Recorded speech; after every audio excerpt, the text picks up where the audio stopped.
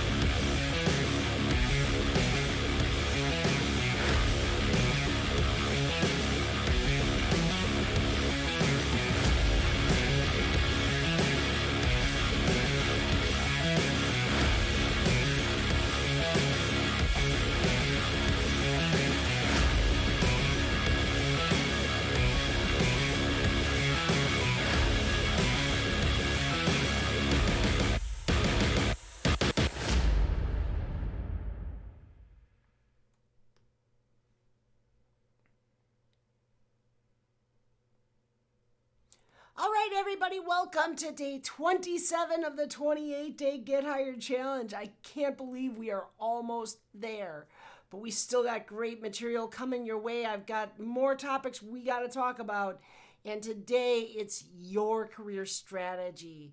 So career strategy, this is something that's going to be really effective for you, especially when you're working with your mentor or when you're having conversations with your management, your leaders in your organization. And it's just great for you personally to be able to kind of have that vision that's set out there. You know where you want to go. Because it helps drive every decision you make in your career. When you have that strategy there, remember when we set your personal objective statement way back weeks ago? You know, and I said that's kind of like, to use a bad metaphor, it's like that North Star, if you will, people call it, but it's that thing that kind of keeps you moving. Well, your strategy takes that to the next level now, because it's that thing that says, this is where I want to be, and this is how I kind of want to get there. And so as you're making career decisions, like we talked about yesterday, if you're trying to figure out if it's the right time to leave a job, having a good career strategy can help you with that. It can also help keep you motivated. It can help you just stay focused on the things that you identify are most important to you. So let's talk about how we are going to do this. So we're going to start by setting a long-term vision, because it's that vision that's going to keep you driving forward. So how do we go about creating a long-term vision?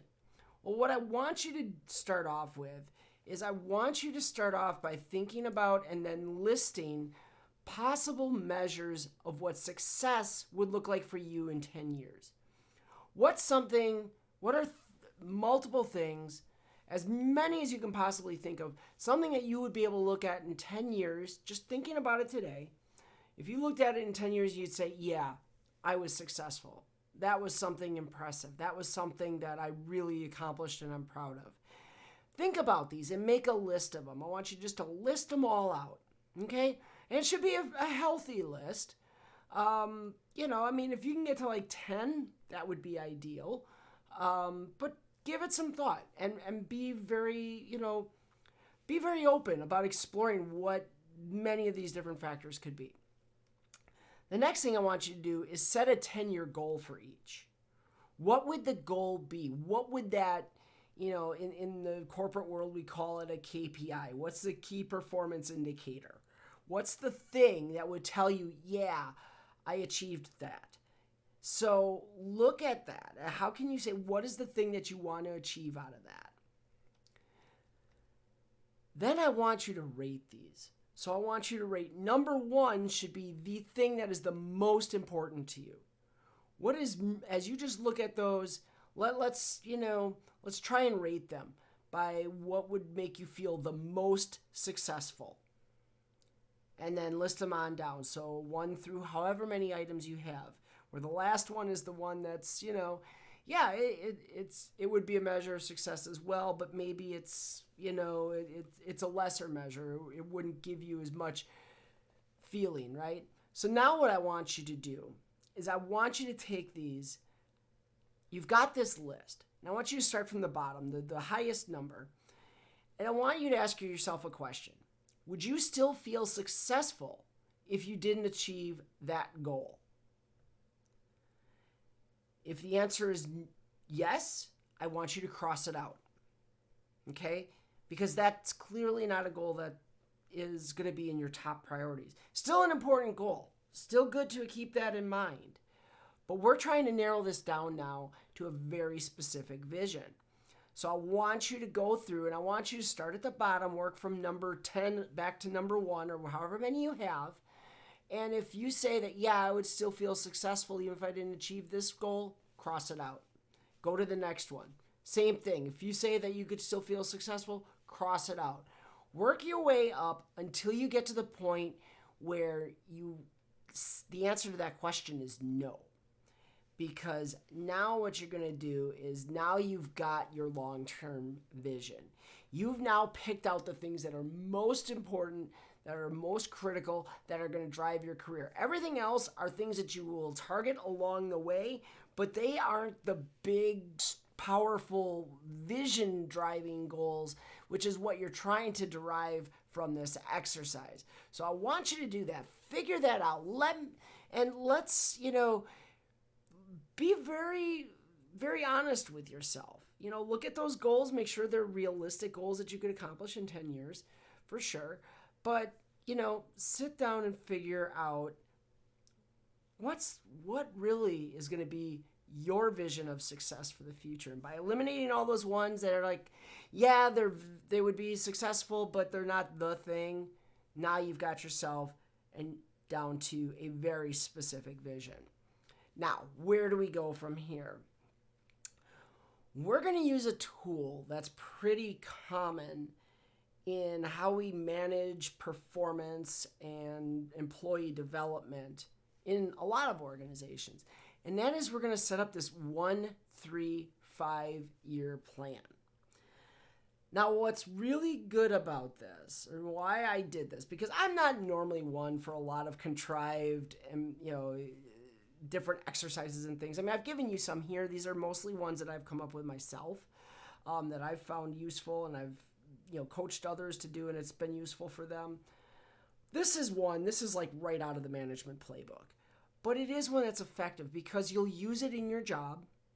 You will also use it to get a job, very likely. A lot of times, you're going to be sitting in an interview, and that hiring manager is going to ask you, well, where do you want to be in 3 years, or where do you want to be in 5 years?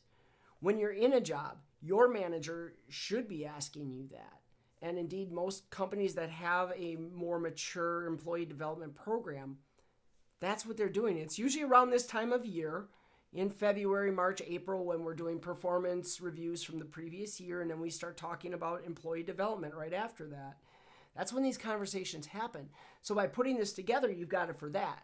But most importantly, of course, is the tool for you, because it allows you to set up your roadmap. How am I getting from where I'm at now to that vision that I just defined for myself for the future? So let's take a look at an example straight out of the book, straight out of my book, of what a plan like this looks like. So here you see it. We've got it laid out in 1 year, 3 years, and 5 years. And you see, so 1 year is pretty tactical, okay? Get promoted to senior analyst. Well, that's a very worthy goal.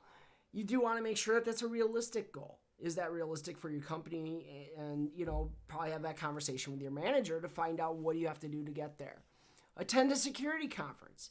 That would be another great goal in the next year. These are things that you can generally affect change in within a year because it's your 1 year plan. So you do have to be careful here. So if I was going to get promoted to a certain level, I want to know that I'm kind of already getting close to that. If you just started a job as, say, an analyst and you want to move up to senior, if you just started that job, that might not be a good 1 year goal unless you've had a conversation with your manager and, they've told you that, yeah, you know what, hey, I'm thinking about, you for a promotion and here's some things. But again, look for things that are pretty much in your control, if not completely in your control, and set those out in your 1 year. Now let's go to 3 years. When we look at 3 years, you see it's a little loftier, right? We're talking about moving into a leadership role. And if you're going to get into that senior analyst role within a year, it might be, you could get to like a team lead role or something. That might be a little bit of a stretch maybe, but depends. And you see manage a team across multiple locations. Well, now we're really getting big, right? So you see how these start to become a little bit more of a stretch. And then you also see get a security certification. So we see things that are related to career. We see things that are related to your personal development. And make sure that these are things that you want to be doing. These should be a part of that roadmap. And now you see 5 years. So we talked about 3 years. 3 years gets a little more stretch. It's they're a little bit loftier. 5 years now we really are talking big vision. All right. So we're talking about be a manager of managers. So in other words, now you're a manager. You've got a team, and you've actually had to hire managers into that team to manage some people. Maybe, on the personal level, you want to give a talk at a conference. Maybe you want to be a leader in a cybersecurity community organization. So these are just examples, right? This is going to vary widely. And these might be kind of aggressive. I'm going to be honest. Even as I'm reading through them now, I'm like, did I really write that? Because it is kind of aggressive to move that fast. You might not be able to, but do challenge yourself and do talk to your mentor, your managers, see what they have to say. See what they think. Talk to your colleagues, people who you trust. If they think it's realistic, great. Target those things. Make sure that they're aggressive enough to keep you challenged, but not so aggressive that they're impossible. Okay? That's what we're looking for on this 1, 3, 5 year plan. And again, what it should do is you saw how that fed through, right? From first I want to go to a senior analyst, then I want to go into a leadership role, then I want to be a manager of managers. You see how that flows like a roadmap. Then you saw attend a security conference, then get a security certification, then give a conference talk. Again, they kind of flow one to the next. You can see how one builds into the next, builds into the next. That's what you're looking for in your 1, 3, 5 year plan. So I want to hear from you in the comments. Tell me about one of your goals. What is one of those 10-year long-term vision goals you had on your list? I'll randomly pick a winner who will get a free copy of my book, and all of you get a free 35% off of all Manning titles at Manning.com. This is good just through the end of the month, so you got to act quick now. We're down to the end. But go to Manning.com, use that discount code, or use the short link you see there. It's also down in the show description. Or fire up that QR code and come back tomorrow. We got one more day. You've almost made it. You're almost through the challenge. So come back tomorrow because I'm still trying to help get you hired in cybersecurity.